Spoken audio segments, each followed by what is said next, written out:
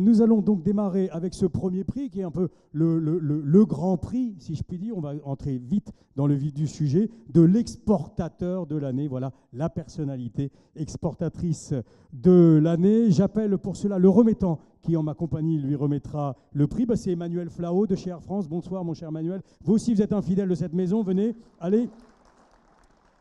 Prenez un petit micro si vous voulez bien. Hop, prenez un micro. Donc, vous qui êtes directeur des ventes entreprises chez Air France. Alors, une petite question très rapidement. Comment se porte aujourd'hui le marché du business pour Air France KLM? On est sur quelle tendance? Et on a déjà un petit ralentissement, comme on croit le voir dans la conjoncture, ou au contraire, on est encore sur des belles tendances?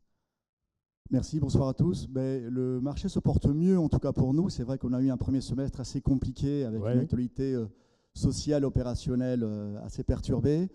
On est ravis d'avoir un nouveau PDG. C'est bien, c'est bien. Il y a un accord salarial qui a été signé qui nous permet d'envisager l'avenir dans de meilleures conditions. Bon. Donc parfait, donc le marché se porte bien. Les nouvelles destinations, quelles sont-elles, les nouvelles destinations qui intéressent le monde du business?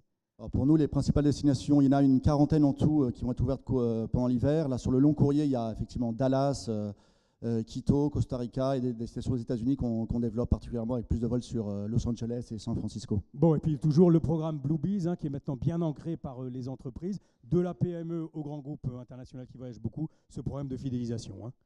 Oui, effectivement, nous, la PME est vraiment au cœur de la stratégie, de notre stratégie de développement. Aujourd'hui, dans nos avions, il y a grosso modo 60% de passagers qui voyagent pour motif affaires. Le reste, c'est plutôt pour motif loisir.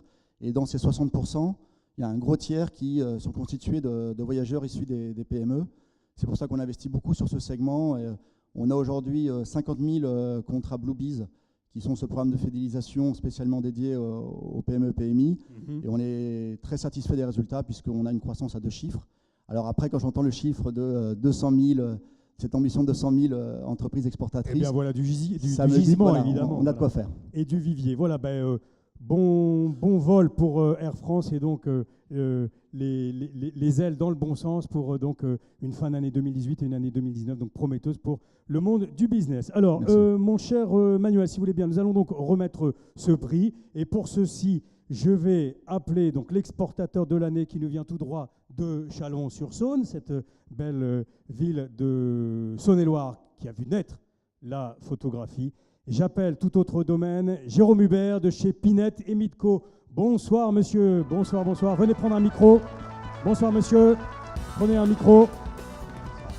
Voilà, prenez un micro. Alors, un groupe d'ingénierie industrielle, bien évidemment, voilà, que vous avez repris. Vous êtes le PDG, spécialiste des procédés de production, d'assemblage et de contrôle et spécialisé dans les lignes de production de pièces en matériaux composites. L'ai-je bien résumé? C'est ainsi que l'on peut présenter cette société qui a doublé son chiffre d'affaires en très peu d'années. Tout à fait. On peut aussi ajouter que son patron est un produit issu de la région parisienne. Je suis né à Paris, j'ai été formé à Paris et je me suis exporté en Bourgogne. Ouais. Alors 20% Amérique, 20% Asie, 40% l'Europe et des forces commerciales. Vous me disiez constamment sur le pont. Quand je dis au téléphone, c'est simple, il revenait d'Allemagne et il allait partir aux États-Unis. J'ai réussi à vous coincer 3 minutes. Alors, dites-moi, la force de vente tout le temps sur le pont. Il faut être sur le pont parce qu'il faut se singulariser, faire du Made in France aujourd'hui dans la machine-outil. Vous m'avez dit, c'est plus un défaut, maintenant ça devient un plus presque. Oui, tout à fait. Il y a 5 années, on se présentait, parce qu'on a une filiale en Allemagne, comme allemand quand on allait en Chine. Aujourd'hui, on se présente comme français. Je porte aujourd'hui la marque French Fab, mais le produit français est considéré comme un produit européen et un produit de qualité. Je crois qu'on peut dire que depuis 3-4 années, il y a un changement de la perception du produit France, y compris dans nos domaines. Eh ben, ce qui va faire aussi plaisir à Pedro Novo, donc de BPI France, qui vient nous rejoindre dans une quinzaine de minutes pour remettre un des prix, c'est que ce que vous disiez aussi, c'est que les problématiques du financement, notamment crédit acheteur, ont beaucoup diminué. Et ça permet d'avoir de belles performances à l'exportation pour une entreprise comme la vôtre, où on est sur des gros contrats, des belles machines. On livre actuellement en Russie et en Chine. Des pays qui peuvent paraître compliqués. Oui. Et là encore, par rapport il y a 5 ou 6 ans où nos sacrés Allemands et Italiens, qui dans nos domaines étaient un peu les champions, avaient ces produits. Et donc aujourd'hui, les produits de préfinancement qui existent et qui s'affinent d'année en année, que ce soit par les banques, par BPI, nous permettent vraiment de commercer et de gagner des marchés. Jusqu'à présent, on n'aimait pas travailler le BFR. Hein. On voulait absolument avoir des paiements progressifs parce que, évidemment, c'est mieux. Simplement, pour gagner certains marchés, nos concurrents avaient des outils particuliers. Et aujourd'hui, on présente ces outils, on n'attend plus que les clients les demandent.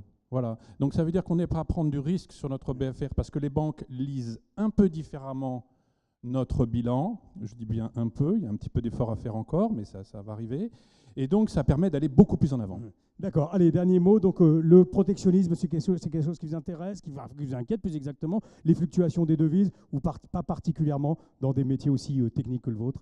Ben, on doit faire avec. Hein. On ne va pas lutter contre, il faut simplement sentir. Aujourd'hui, par exemple, on est dans un domaine qui en bénéficie, c'est le domaine de la défense. Aujourd'hui, chaque pays veut être autonome, donc ça tombe bien, il faut des équipements dans chacun des pays, alors qu'avant, ça exportait de partout. Donc nous, on en vend partout. Donc voilà, est-ce que ce qui s'est passé du côté des États-Unis nous a gênés? On a craint, mais dans la réalité, non.